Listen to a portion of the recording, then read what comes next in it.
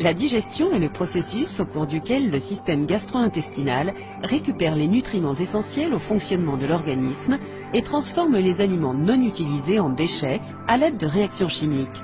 La mastication, le fait de mâcher, constitue la première étape de la digestion. La salive est la première substance responsable de la digestion car elle transforme les aliments mâchés en une masse molle appelée bol alimentaire. La salive rend ce bol alimentaire facile à avaler. Celui-ci va donc descendre le long de la gorge et de l'œsophage. Le bol alimentaire passe au travers du sphincter œsophagien avant d'arriver dans l'estomac. Dans l'estomac, l'acide chlorhydrique libéré permet de progressivement casser les grosses molécules d'aliments en molécules plus petites jusqu'à obtenir un bol alimentaire liquide.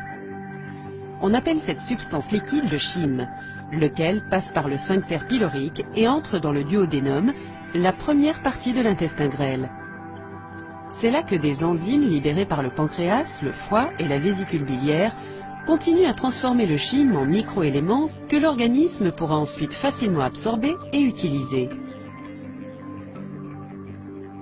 L'intestin grêle est tapissé d'une muqueuse interne qui comporte de nombreux replis. Ces petites saillies en forme de fines franges sont appelées villosités. Les villosités permettent aux aliments digérés de s'infiltrer dans la circulation sanguine. C'est dans l'intestin grêle que tous les nutriments et toutes les vitamines sont absorbés. Le chyme poursuit alors sa route pendant environ 6 mètres le long de l'intestin grêle, passe la valvule iléocolique et arrive dans le gros intestin.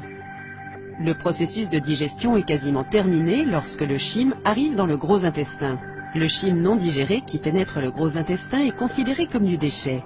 À mesure qu'il migre le long du gros intestin, les déchets vont peu à peu se solidifier car toute l'eau disponible va être réabsorbée par l'organisme.